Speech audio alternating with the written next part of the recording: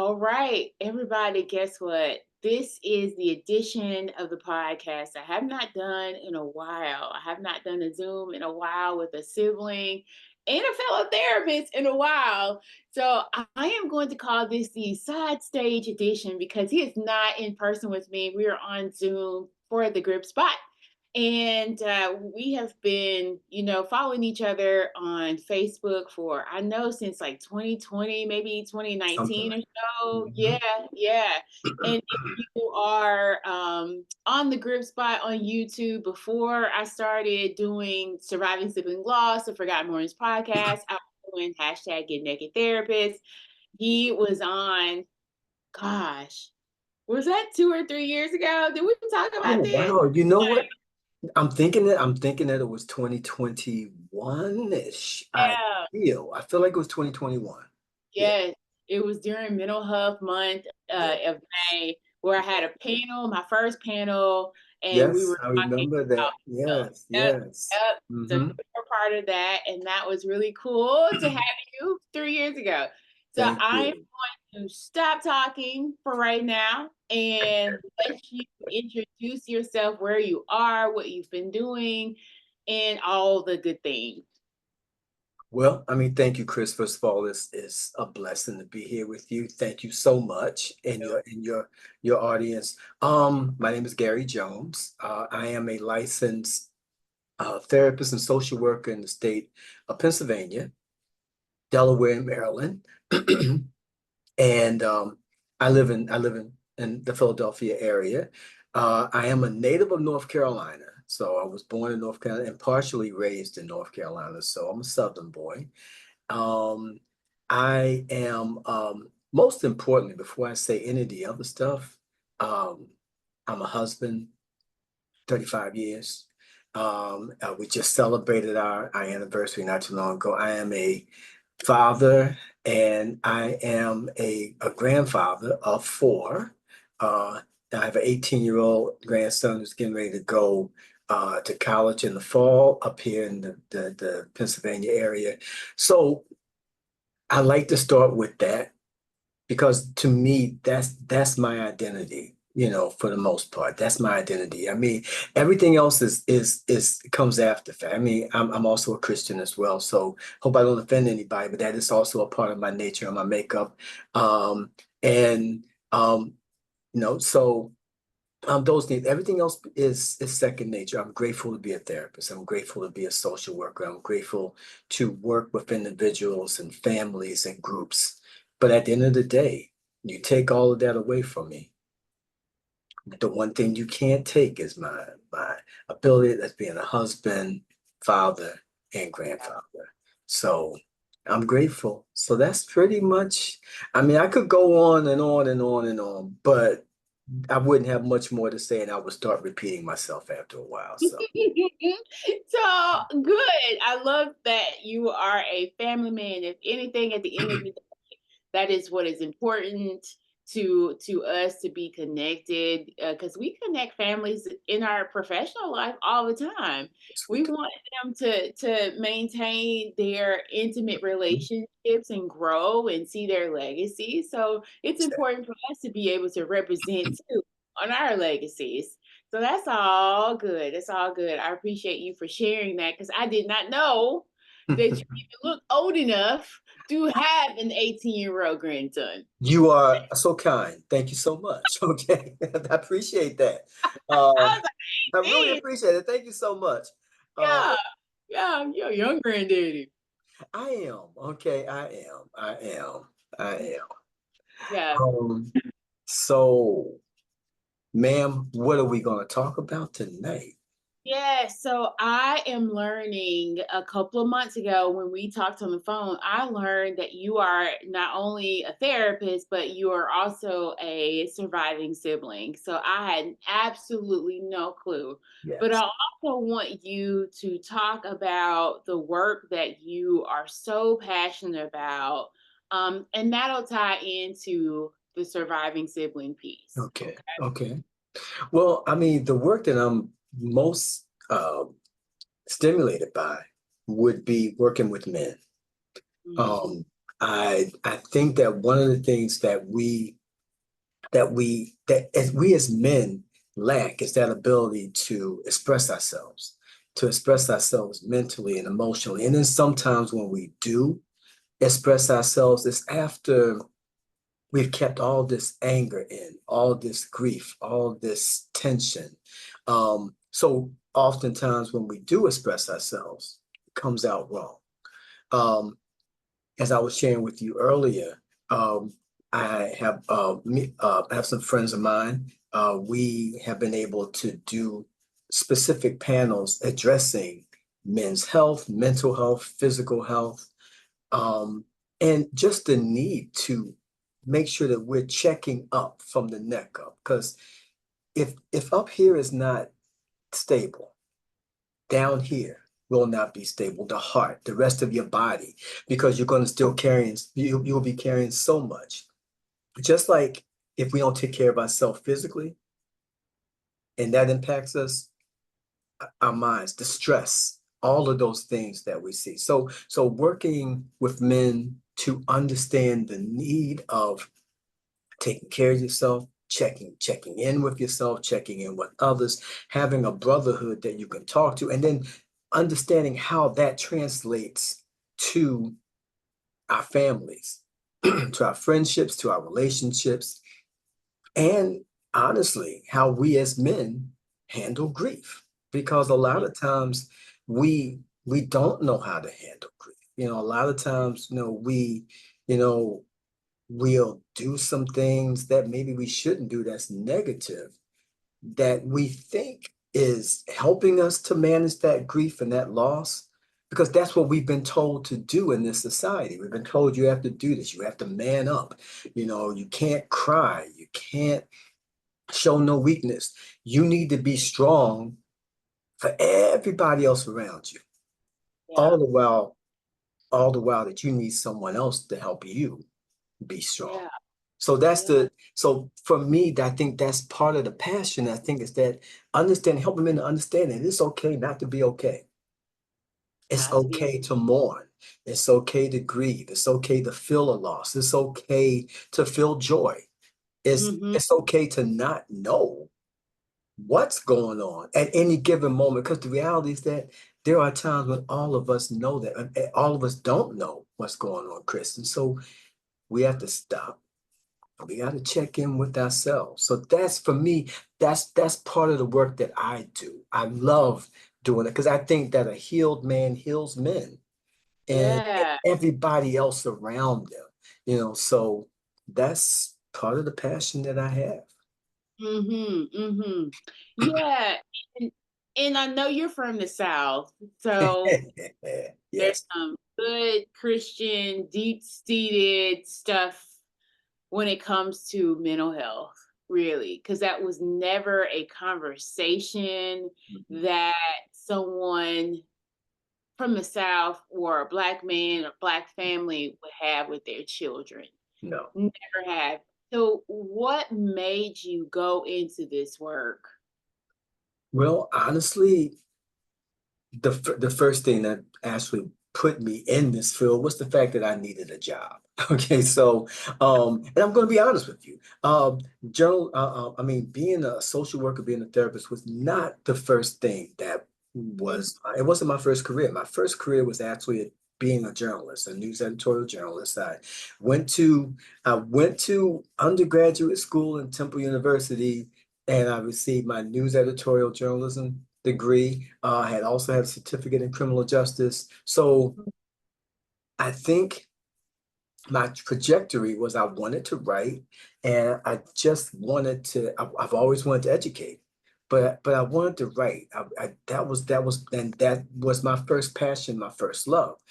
Um, the problem is you don't always have a steady living. So for every Roland Martin, for every Robin Roberts, for every Michael Strahan, there's about maybe 1,000 or 20,000 other Gary Joneses who might be pretty good, but might not be able to make the connections that they need to to climb that ladder of journalism. And journalism is very much a field that I learned early on. You needed some connections. I might not have been as passionate pushing for it as I should have been. I was a young man, but still, you needed some connections. I didn't have that. I ended up becoming a um, teacher's aide for children that had emotional um, conditions, emotional disturbances, etc. I think there's other names now, but that's what they called it back in the Stone Age. And from there, I ended up becoming a job. I got my first job with an agency. I became a job coach. Then I became a residential, not advisor, residential staff member. From Same. there, yeah, Yeah. from there, I ended up working in a day program. And from working in a day program, I ended up working as a case manager. Now, that was the progression. Your question was, what brought me to this field? Uh-huh. That's what brought me to the field. Now, the real question is what kept me in this field. What kept me in this field was my wife. My wife was, I go on to say that every main job I've ever had, she's always been a part of it. She's always, you should apply for that. You should go, whatever. And I would do it, and I would end up getting the job. But more importantly, my wife is a survivor, a sexual abuse survivor. Um, and so people close to her, she was in some abuse scenarios. And after we got married, we was married for a couple of years. We had a daughter, and everything seemed to be fine. And Yeah. um, then suddenly she became jumpy. She didn't want to be intimate. There was a lot of stuff going on. Now, before that, I had no idea. I mean, I heard about sexual abuse, but I didn't really know what it was because nobody in my circle appeared to be abused. So I didn't know. Nobody, it was not anything that we talked about. Now, please understand that it was not anything that I thought, that I didn't think anybody in my circle, but apparently, eventually, people were. Came out. Um, Yeah. as my wife and I began to deal with those situations, she ended up getting a therapist. Um, and the therapist that she ended up getting, and it was after a couple times of trying a couple people, she ended up with a therapist who was really, really good.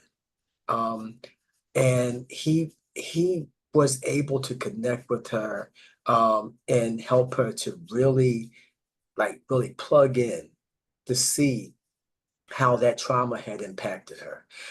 Watching him do the work with her is what made me say, man, because I wanted to help her. Yeah. And that's what made me say, well, let me find out some more about this. And as I began to find out some more information about therapy and trauma, sexual abuse, that was when I began to say to myself, maybe this is something that I want to do. I went back to school like maybe 17 years later, um, after I had graduated from undergrad, and I went back and became a part of Temple University social work program. Got Wow. my got my master's in social work. A couple of years after that, I was able to get license, my LSW in the state of Pennsylvania, licensed social worker certification. Uh, and then in 2013, I became an LCSW, a licensed clinical social worker in the state of Pennsylvania. The next year is when I actually founded my practice. But in 2014, I became an LCSW in Delaware. And Okay. then just a year and a half ago, I became licensed in the state of Maryland. But that was my route. That was my road. That was my route to being here. It wasn't something that it wasn't something that I said, oh, I'm going to be a therapist. No, my life actually changed and dealing with my wife and wanting to be a support to her because she needed that. Yeah. That's what took me here. And then I began to see my own life experiences and my own life makeup, and I was able to see how all the stuff that eventually I need to work with my own self. I eventually had to get a therapist as well, but that's a whole other story. Yeah. Therapists can have a therapist, you know, Yeah. and Indeed. and just as you were saying about like growing up in the Bible Belt, therapy is not something that we talk about really at all. It's the church, the church, the church. But the reality is that you can have Jesus and a therapist as well, Yeah. so that's part of my passion, my mission is letting people know healing can come a lot of different ways. It does not discard the church. Yeah. But it means it makes it inclusive. And Yeah. as we heal, we find the things and the people that help us to heal. That's what helps us to close those wounds or to soothe those wounds. Yeah. Yeah. So in a lot of people would be surprised, the outside people would be surprised of how we got into the field. It's always about it's a specific reason. It Yeah, might be that you did need a job and all of that because we yeah, all did. That was the hmm job to get. yeah, My yeah. undergrad was psychology, but really finding a job at the very beginnings was easy to do. Now they were very strenuous. I can tell you that they were not the type Yes, of jobs that you would see yourself long term. You could not. I could not, not at at least. all. Not at all. Not Yeah. at all. And then looking back on it, I just knew that I had to go get my master's in order to be able to get more money. That Um, part. yeah, because otherwise I would be at UPS, which ain't nothing wrong with UPS, but I would be doing some manual labor or IT or something like that. I don't know. No, But I understand. yeah, Mhm. I knew I wanted to be with people. I knew I needed to work with people. I wanted to be a pediatrician at one point. Chemistry Mm. really got my tail. So I knew that I was not going to make it in no medical field at the point. But yeah, people can be surprised of how we pivoted and went into the field and continue to stay in the field. Because I'm pretty sure there's been many moments where it's like, do I really want to do it? Oh yeah, there are definitely moments. There are definitely moments when you say to yourself, "Well, why am I here?" Um, Mm-hmm. but then those are also the moments that you remember why you're here. You Yeah, remember what brought you here.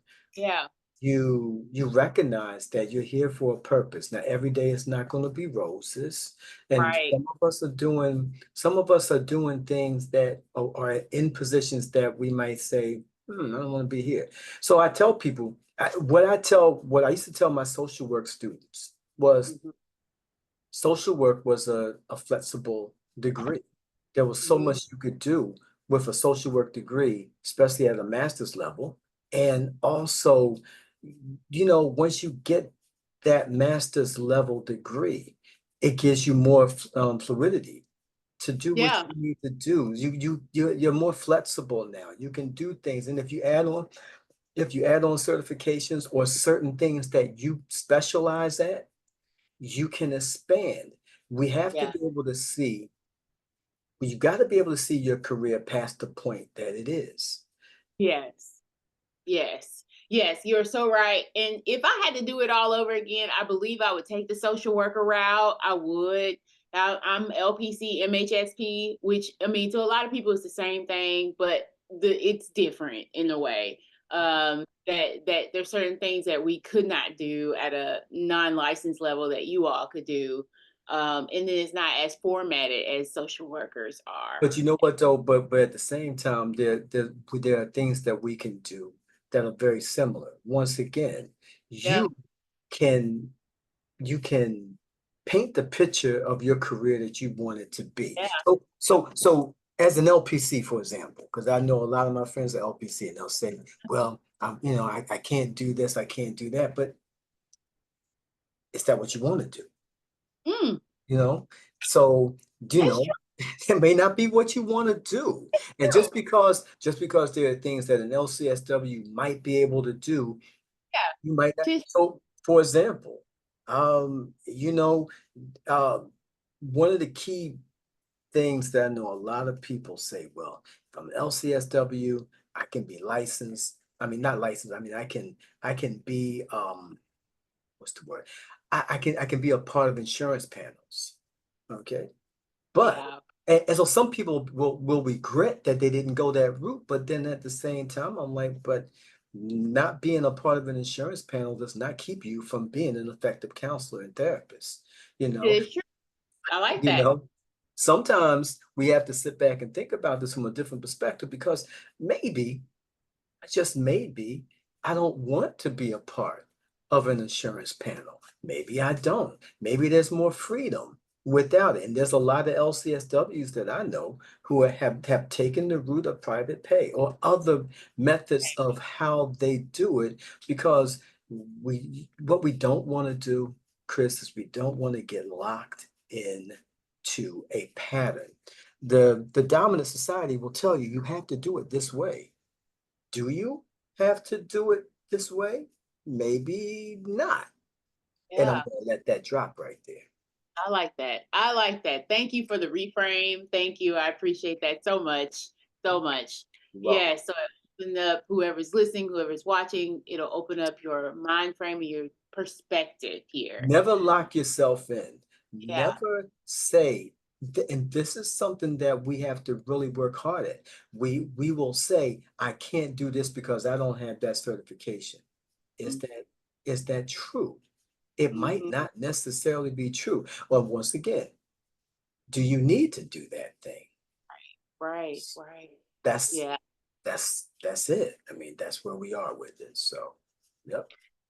So now that we have gotten a good grasp on Gary's personality and all the things that he is doing and he's passionate about, it sounds like he's a really good educator when it comes to, reflecting on life and the things that in our minds we may be feeling barriers or we may be feeling stuck in our heads and in our minds, mental health wise and career wise and all of these things. But it looks like Gary has a good way of psychoeducation is what we call it, in trying to guide his clients and guide other people into thinking, hey, the world is big, your plate is big. Hey, wherever you want to go, wherever you choose to go, it's out there for you, not to set limits for yourself. So I appreciate that. I appreciate that so much.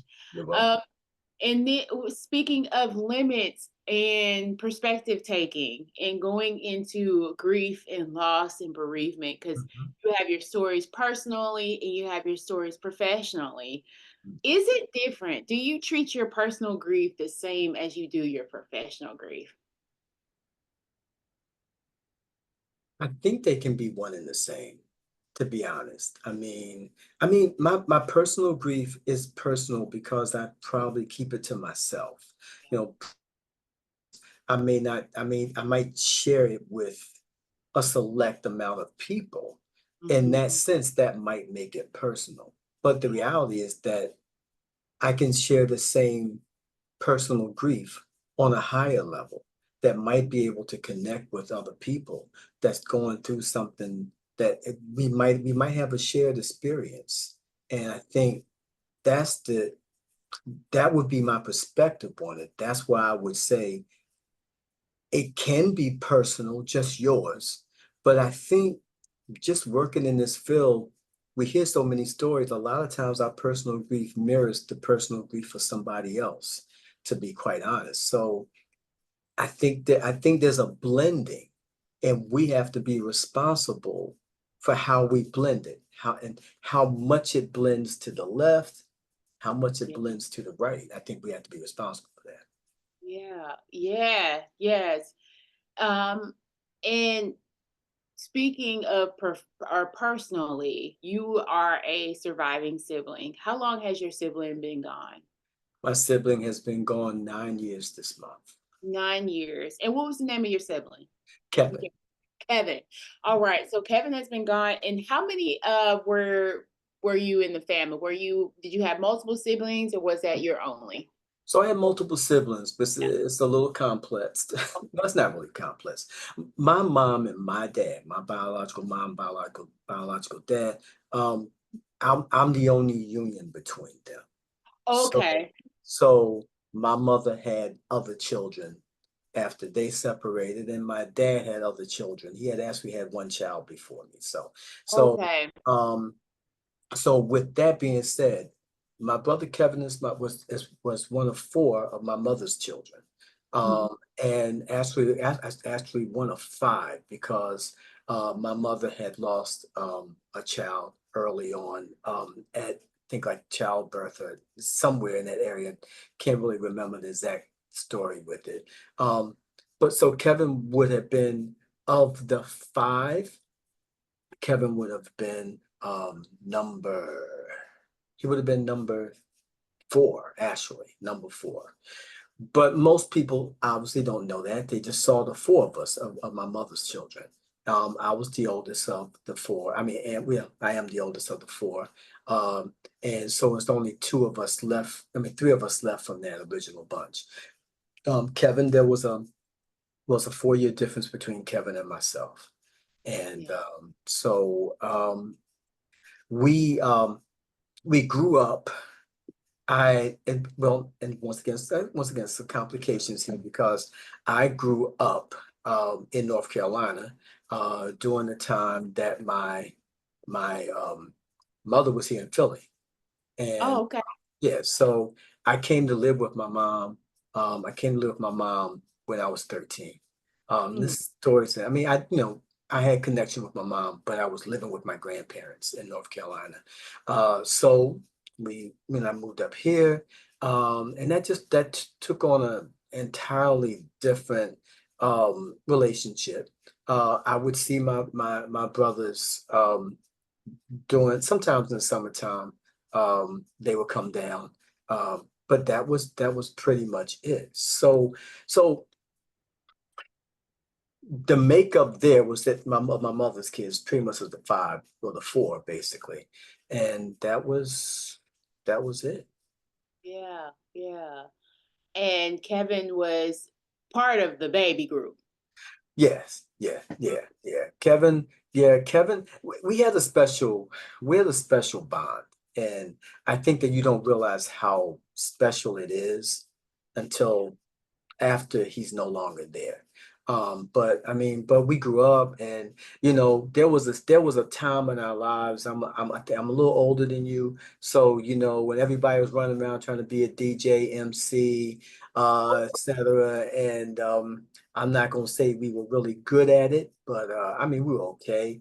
But Kevin and I, we did that together. So it was those little moments that we had. So the 4 year difference it was close enough to be close enough, but it was also close enough to be irritating at times, because Yeah.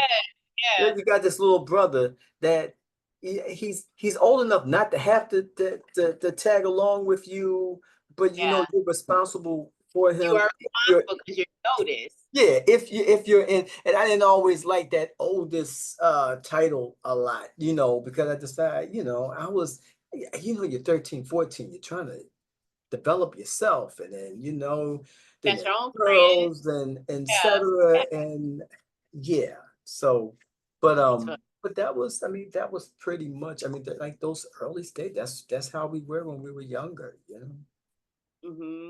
Yeah. So tell me, how was Kevin's personality compared to yours? I know he was annoying, kind of little brother. Kevin, as a little brother, Kevin was the type of brother who he could get on your nerves. He could annoy you. He could pick at you. Yeah. Okay. He didn't always take getting picked back on fun as well, but I mean, but he was one of those type of little brothers that you just got used to him. He was there, like he was there every day. When I wake up in the morning, he's there. When I go to bed at night, he's there. So you don't, you just learn to adjust to it. I think the thing about siblings, healthy siblings adjust to one another. They just love one another. You don't always love one, well, you don't always like one another. Some days you question whether or not you love one another, but you really do love one another. And I think as he's not here now, I realize how much I really did love him. We got older and life kind of changed a few things here and there, but for the most part, yeah. So he was irritating at times, but then he and I had a special connection. I think part of it as we got older, it was the music, Mm, in the sense that we both were, trying to be little DJs, MCs in our I neighborhood love and it. stuff. And I did. he and I bonded that Yeah. way. And um, so yeah, Kevin was a good guy. I don't want to say, I mean, irritable as any sibling could be, but not irritable to the fact that like I didn't love him. I loved him. It's just, you know how siblings can Yeah. be. Yeah. Yeah. Yeah. I was the baby sister, so I probably was the most annoying. I claim Oh. apparently I claim I was not annoying. My brother was. Because my mom said I always was hollering and screaming and stuff like that. Well, because he wouldn't let me alone. I feel like he was Mhm. always bothering me. Yeah, So yeah, yeah, so it's yes. funny that you said about you all wanting to be DJs and MCs because we wanted to be a DJ and MC as well. We would listen to Really? radio. Yes, we would listen to the radio and we would record our voices to the top, the top Mm, 10 at 10 or top mm. 9 at 9. We would record our Yeah, voice yes, a yes. cassette tape, and then we Hmm. would turn around and then listen to our voices with the music and stuff like that. It was so fun. Oh my God, that brings us so many memories because that's what we did back in the days of okay, for your younger audience who don't know anything about cassette tapes and boom Yeah. boxes. Back in those days, you could, we listened off the radio Yep. and we learned how to pause it at the right spot, make our own little mixtapes or whatever. Yep. I mean, and that's what we did. I mean, we had fun doing that. Yeah. Also, it's funny because, the thinking about the bridging of the music. Hmm. um, I can remember once there was a studio in our neighborhood called Queen Village Studios. And people would go there, this once again, this is back in the days where um you have a tape or whatever, you take it there, you hope that they like it and maybe they press, a few vinyl copies or whatever. And me, my brother Michael, who was in between me and Kevin, and Kevin, and then we had a cousin named Daryl. And we decided that we wanted to make a tape singing, and we made this tape and we sent it um to Queenville Studios, and the studio was in the neighborhood, Yeah. and the song we sang. I'm sure I'm gonna lose a lot of younger folk here, but the song we sang was a song by a group called the Sensational Nightingales, called "It's Gonna Rain." Look it up for y'all who don't know it. It's called "It's Gonna Rain" and the Sensational Nightingales. I will not embarrass myself trying to sing this. Okay. Okay. I'm not gonna do Wait. that. I'm not gonna do that. But however, so we recorded the tape. We really practiced hard on this. We practiced and we recorded the tape and we sent it to them and we got a response. So I was like, man, and they told us that they liked it, but they said one person was off key. Should I tell you the person that was off key? Oh It was no. Kevin.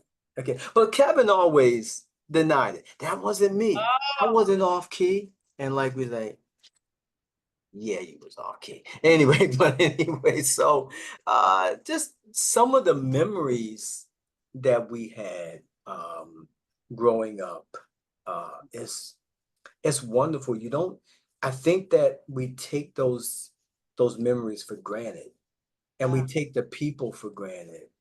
until we don't have them You don't anymore. have, yeah, yeah. I love that memory. It just it also brings back so much for myself. And we never try to sing on the tape, but we know we tried a whole countdown and then rewind the tape back just Hmm. to listen to our voices, and then all of a sudden you just laugh and laugh and laugh because you're not Hmm. used to hearing your voice. It sounds Hmm. crazy, sounds Hmm. weird. We would just laugh, but it was so fun to record your voice and just pretend Yes. like you were on the radio. Yes. Yes. Yes. Mhm, Yes. mhm. That I remember. Yes, ma'am. Yeah, yeah, and I know, there is a little age gap here, but we were doing that in the '90s, and that Hmm. was real cool. That was real cool. So I wish I could find some of those mixtapes we had, some of those little things that we had. Oh, Oh my gosh, it was yeah, time. I know that would be something. That was, Somewhere in somebody's house, there yeah, there are some I'm mixtapes sure. somewhere. Oh yeah, yeah. There's some Hmm. memories on a tape somewhere, and if I could find me a tape Exactly. that player, I go ahead and find it and do it and play it and just reminisce all over together. Yeah, Hmm. yeah. I gotta check my dad's house. That's what I gotta do. Ah, noted. There you Noted. go. There you Yes, go. yes, yes, yes. Hmm. So with you being a surviving sibling and being a therapist and moving forward, and now after 9 years of being in this healing journey, because there's been other losses, of course, Hmm. um, how how do you grieve and do the work that you do? That's a good question. I don't know if I have a clear answer. I Hmm. think that you just do it. It's funny you said that. As we was preparing for this, I was thinking back on, like, was it hard to go to work? And like afterwards, and I realized I never even it was never a question. I just did it. I think I just did it. The other thing was that my father had passed. Mm, My biological father had passed 4 months prior to my brother Kevin. So it was like two major losses mm, for me, and that was kind of difficult. I think for me, how do I go on? How do I do the work? mm. I think I realized that I was impacted, and my journey of healing is continuing. I haven't gotten to a point where, okay, I'm healed now, and I don't know. I still have my moments when I think about my brother. Um, the level of pain is not quite the same. Um, but I think also helping other people that are going through the things that I'm going through or have experienced the things that I'm going through has been helpful. To be able to help other people realize that there's hope, that you can get past. I don't care how close you were to your sibling. I don't care how unclose you were to your sibling. The Yeah, pain is going to hurt, the pain. and Yeah, the pain is going to hurt. But to be able to work with individuals to help them see that your grief is real, your yeah. loss is real. Grief is not something that you go through. See, the other, okay, so let me stop for a second because Yeah. because you know, in our culture, we have different ways of grieving. And it's not necessarily the ways that I might have been taught that we grieve. As Uh-huh. therapists, as therapists, we're taught, that, this is kind of how it goes, and these are the steps, the Kubler-Ross, the Yeah. 5 stages of theories and stuff like that. And so we're taught all these things, but the reality is that we don't always think about it like that, and it doesn't always apply that simple to us in our lives.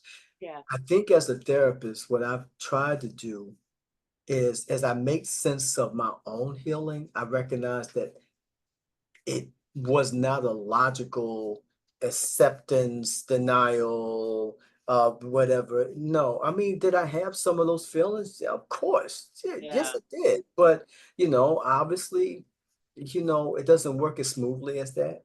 And I think that I want to help other people recognize that it doesn't work as smoothly as that. Your healing is your healing. Yeah. Your time frame of your healing is your time frame. And Mhm. once again, I think we always kind of got to remember that healing is something I'm going to purport Mhm. is continual. We may not be in the initial shock of it, but we remember that person, and that person is always there. There'll be things about that person that will trigger us when we think about that person, or there'll be things that we'll see that'll trigger us to think about that person. I know you spoke about your brother, and I know it's been some time, but I'm sure that there are times when you have those moments. We have our memories. And I think that's what I try to tell individuals. That's why I try to tell families that it's once again, it's okay to not be okay. And sometimes people talk about it or start to deal with it much later than other people. And Yeah. sometimes some people never deal with it. A delay there. Mhm. Yeah. Yeah, I'm glad you mentioned that, because I mean, I've said this many times in the podcast before, that I went 3 years without really dealing with my own. And Mm. once it hit, baby, it hit hard. It Yeah. hit very hard. Mhm. And that was when I was in college, in Yeah. that transition. Love to be where I was at, but I truly remember thinking, looking Mhm. back, thinking, oh my gosh, I love being where I'm at in college, but this Yeah. is a lot. Like, this is a lot. This is depression. This is panic attacks. I didn't know that though back then. I didn't know what was wrong. Because we But don't talk about it. Because we don't talk about depression.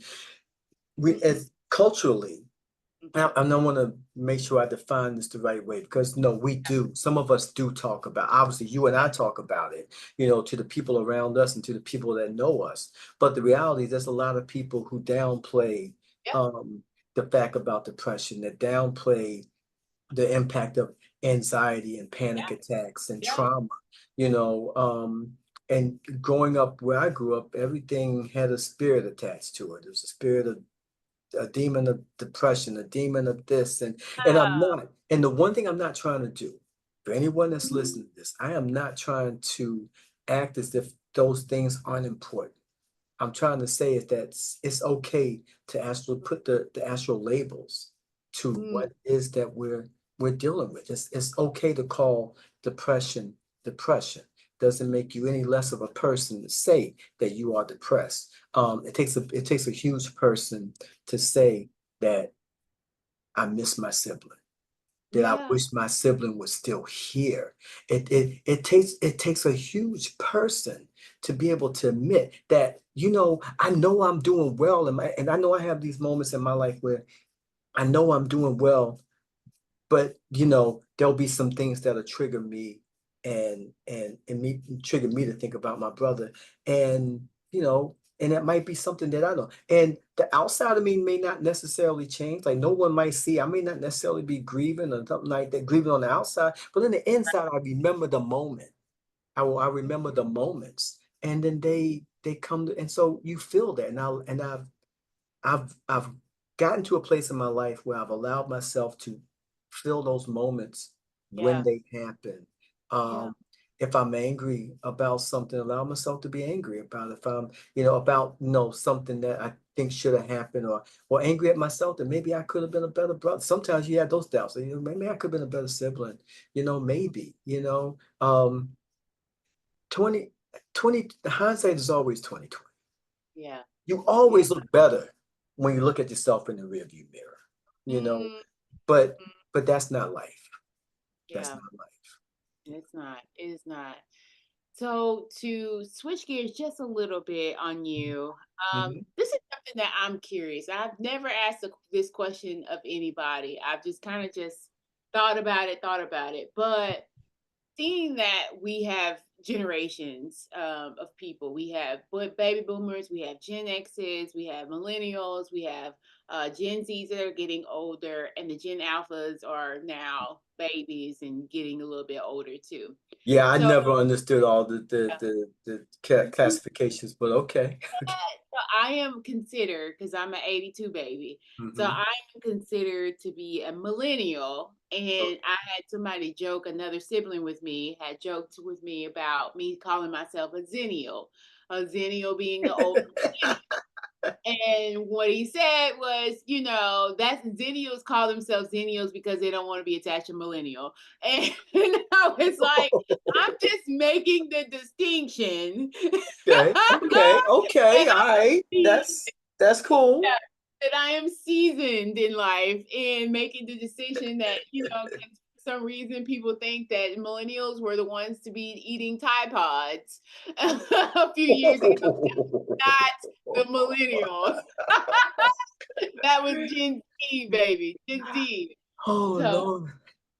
so now we have all these generations meshed into one.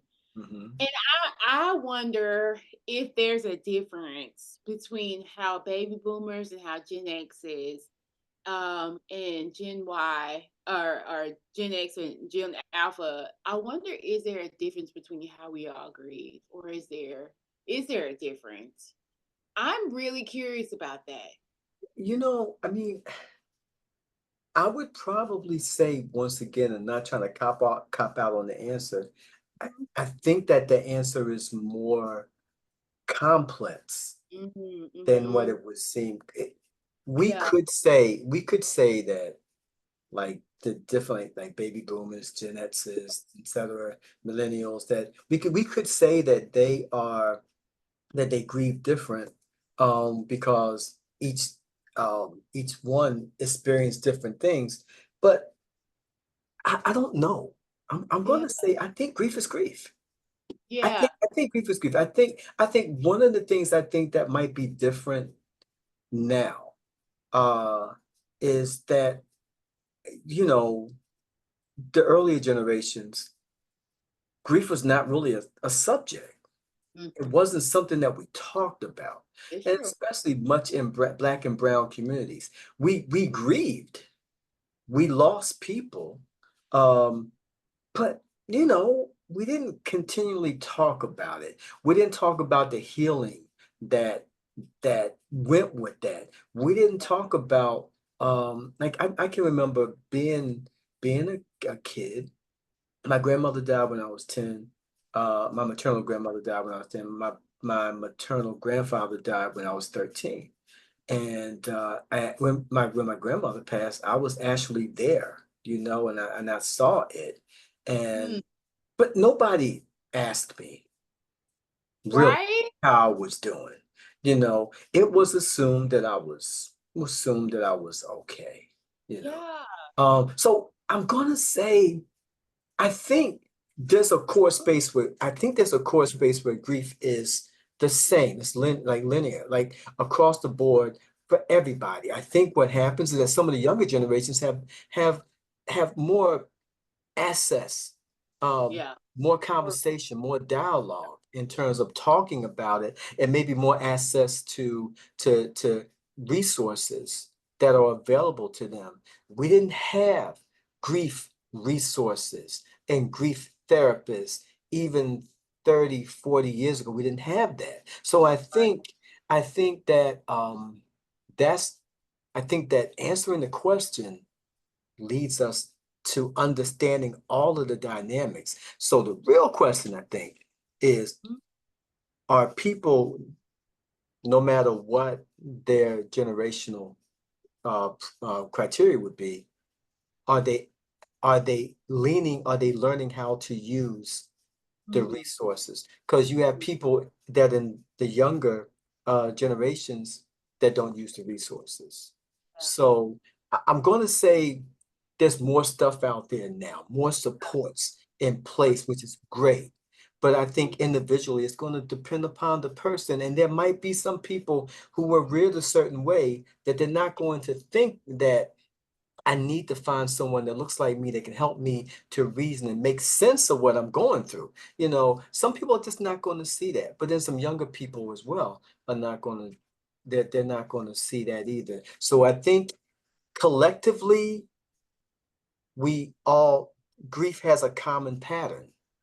Yeah. I think individually, generationally, there might be some different ways of, and there are other people who probably do more of this work and that are more invested in it, I guess maybe more so than I am, that know more about it than I do, that would be able to probably give an entirely different perspective. I think that grief is grief.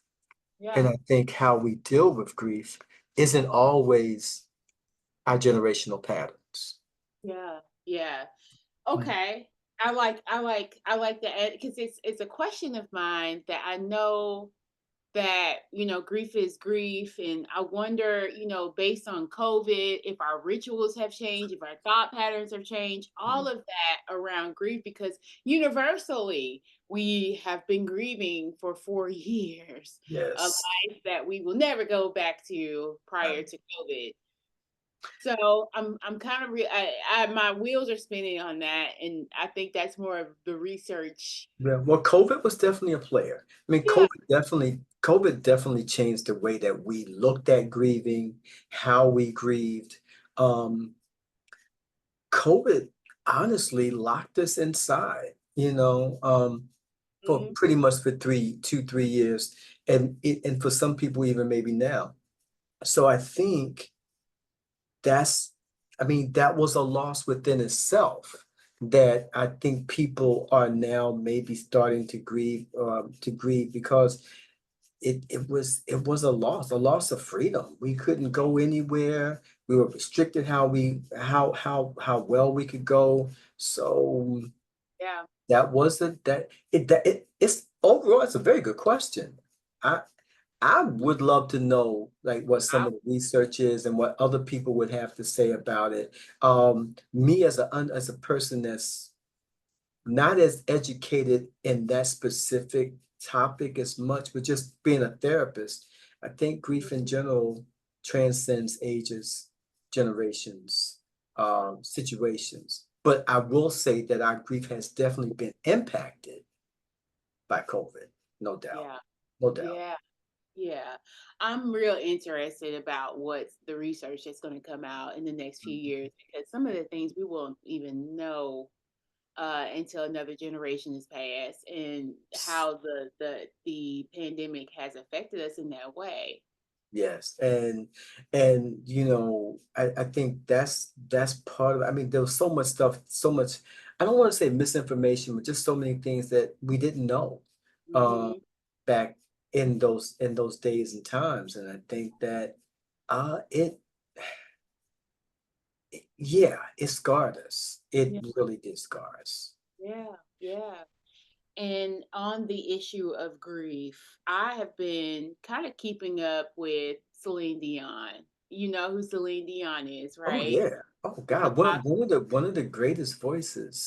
of the greatest voices. And when I tell you I mean, not knowing her personally, but just Hmm. watching her throughout the years in my Hmm. youth, all the things. I didn't see the documentary. Have you seen it? I have not, but I've heard like bits and pieces. I mean, like some follow-up from it. If I haven't watched it yet. Yes, and from my perspective, because I look at everything through a grieving lens. I really do. Mhm. And she has a very rare condition, stiff person syndrome. And Mhm. it has caused her to have seizures, Mhm. debilitating Yeah. illness. It has taken her off of the stage. It has stolen her voice. Although, Mhm. from what I'm seeing recently, she sang at the opening of the Olympics and did an amazing job, because she's Yes. working so hard to come back. I mean, truly working hard. Mm. Um, one of my thought patterns around her syndrome or her disease is grief. Mm, Um, I honestly feel that a lot of diseases and syndromes in within our body are symptoms of grief, and it just affects us in so many different ways. And one of my mhm, things is whenever I see her, I really feel like she had dealt with the loss of or the sickness of her husband for a mhm. few years, a few Yeah, before many people even realized what she was actually going through, too. Yes, you're right. You're years. right. And I'm pretty sure going back and forth between being sick and being healthy, sick and healthy with cancer. And then he does die and leaves her with, being a single parent basically Mhm. after he had been with him all of her life since she was 14 years Yeah, old. I That's a know. whole I know. story. But Yeah, but yeah, I understand. Okay. yeah, since she was 14 years old, and now she, I believe, is in her. When he passed, she was in her 40s, I believe. Yeah, so So she's like in her 60s or something now, isn't? I believe I Yeah. I have to look up and see how old she is, but I really feel as though her syndrome or her disease is grief related, and that's just my theory. I am not sure, but what are your thoughts about manifestations of grief inside the body? I definitely agree that it can happen. Um, there will probably be some pushback to that. No, because I mean, I don't know what the study says, what the Mhm. studies are saying. But I mean, I think it's clear that, you know, when we got a lot of stress, when we got a lot of hurt, a lot of pain, the body is impacted. Um, how it's impacted, we may not always know. But I mean, for sure, grief, I believe that grief definitely can be a prelude to longer term symptoms that can be brought on. I mean, that can impact us mentally and emotionally. So I definitely agree that. And of course, now, biologically, obviously, if there's something going on, medically with your cells or something, obviously that can be. But I think I would definitely be inclined to say that Mhm. Mhm. grief impacts us physically. I don't think we always know how much, how bad, you know. I know like about 3 years ago, I got sick and it it it was directly related to the stress level. But the stress level that I had was also part of it was the grieving. Grieving the loss of relationships, like people who I thought that I was tight. Yeah. Yeah. And those relationships, you Yeah. lose those, or those relationships are gone now. you know After what I went through, I recognized that, okay, you know what, okay, I need to let this go. I can't let this thing take me out. And all I'm saying is that I agree with you. Mhm. I don't have immediate references to Yeah. support you, but I truly believe that I think that would be a pretty good theory, because once again, what goes on up here impacts us down here. It doesn't always make sense, but it does. And Mhm. these two have to be in perfect unison. They really do. And I don't think we realize how much they need to be in unison, but they really have to be. Yeah. Yeah, yeah. So I wanted to get your opinion about that because it's something that I have been thinking about since I heard about her stiff, I think it's stiff person syndrome. I've been thinking about, I think this is really grief in the body, stored up in the body because it's so rare. And think about it. Think about it. She's been through so much loss. Hmm. The love of her life, Hmm. becoming a single parent, and her health, the other health issues that she had that impacted her ability to perform. Yeah, And yeah, there's yeah. only so much that we can take before we start to break down. Before we start to break down. Yeah, you're right. You're right. And that's why self care is so important. So, with that being said, what are some things that you would like to tell the audience about true self care? Because we kind of use it, we wear that out, all of that. When everybody's self care, everybody's doing this. Yeah. What would you say from your perspective, and to the men out there that are watching and listening? What does self care look like? What does it entail? Well, the first thing I would say to the men out there is you ain't got to be a daddy. Okay. You don't have to be a daddy. You don't have to be your granddaddy. They might have been these super quote unquote, the image that we have about my granddaddy did this. Yeah. He's such and such, and he shot a raccoon and a horse at the same time, and whatever. And we feel like we have to live the life that they did in the manner that they did. And we fail to realize that maybe the life that they lived in the manner that they lived it caused some of the problems that they had. Okay. Mhm. So men, first thing I would say, yeah, be your own man.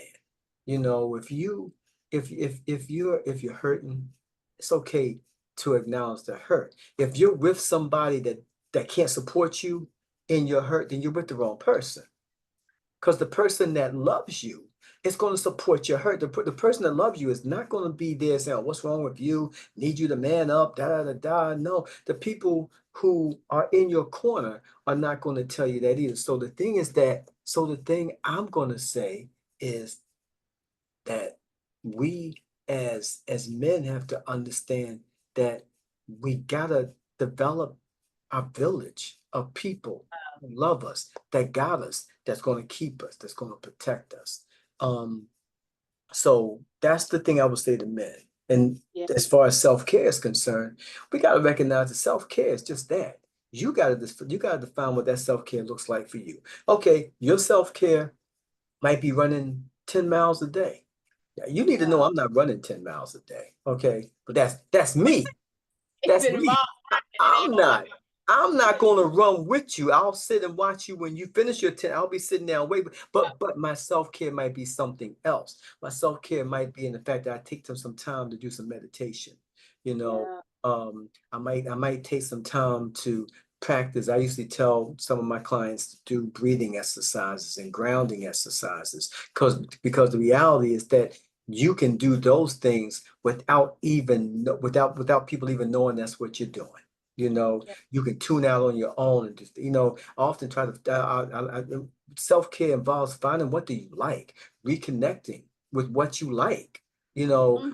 A lot of Yeah. times as we go through, as we deal with things that cause us grief, we lose our joy a lot of times. We don't remember what it was like when we were having fun, we were enjoying ourselves. We don't remember. So I think we self part of self-care is reconnecting with those things. um myself, I like music. I love, you Mhm. probably got the thing from that earlier. I like music. I like listening to music. I have certain playlists for certain things, and I'll put my music on. I'll just sit there and I'll listen, and I'll just decompress. I like comedy. you know um I'm from from an era where you could go off on anybody. Now Yeah. we're kind of more politically correct. The original Now, DL. yeah, now we're more politically correct. The reality Yeah. is that some of our, like, well-known comedians that we love, Red Fox, Eddie Murphy, could not do the jokes today. Yeah. Richard That- And Pryor. yeah, and I'm not saying that they should do those jokes, because some of those jokes are kind of heavy. But there was also a generation that people were able To to take. laugh. Mm-hmm. And we're not in that era where people can laugh. People are constantly, our political climate, where people are coming at each other. They're not really hearing what each other is saying. They're just more interested in putting out what they want to say and not listening to the fact that maybe we have some common ground, you know. But so self-care, taking care of yourself, whatever that looks like for you. It might be taking some time to read. It might be exercising. Um, Self-care can be I take time to call my friends just to check in. I check in. Yeah. We don't check in with people enough. We need to No. check in. We need to call people that we love, that we say that we love. Let's check in on them. Let's see, check in on your mama, check in on your daddy, your cousins, your sisters, your brothers, whomever, check in on them. It may not be every day, but check in. Right. People know when you care, and people know when you just trying to find out some information. They know. So I would say understand that if you don't take care of you, you can't take care of anybody else. So to me, that's to me, that's the bottom line nature of self-care. I mean, it can be whatever you want it to be, but you gotta make it something that makes when you finish doing the activity, you feel better about yourself. And how you talk to yourself is key. You know, remembering that your self-talk is important, making sure that we are Yep. saying nice things. You know, it's so easy to say really mean, nasty things. I'm stupid. I'm this, I'm that. Are you stupid or did you just make a mistake? Right. That particularly so making a mistake and being stupid are two different things. We have to take that, think about that. There are Right. people that said that they had a bad day. And Chris, I found something years ago. I remember copying it off of line, and it was pretty much this. It went something along the lines, did you have a bad day or did you have a bad 5 minutes? Because a lot of times that 5 minutes, that 10 minutes transcends to the rest of the day. All It might day. have been just a really bad 5 minutes or 10 minutes, but now we're reflecting on it all day. Let it go. Let Let it go. it go. Ooh. Okay. Let release it, drop it. Because the other people probably aren't thinking about you at this moment. You're thinking about you. You're thinking about what they did. They may not be thinking about it. Let it go. Drop it. Learn how to release yourself and learn how to release people. Releasing people does not mean that. So sometimes people think, well, it mean I gotta forgive them. Understand what that means. Forgiveness means that you're releasing yourself also as you release the people, because now I'm not expecting you to do anything at this point. I'm not going to carry this burden around. Now, that doesn't necessarily mean that we're going to be fast friends. Yeah. Right. Forgiving you doesn't mean that I got to be in your company so you can do what you did to me. But forgiving you means I'm not letting that pain, I'm not waking up with that pain every day. I'm not going to bed with that pain every day. I'm not waking up the next day and every time I see you, I don't relive that. Yeah. So we Yeah. have to learn how to, and that's a process. It's not something that happens in one day.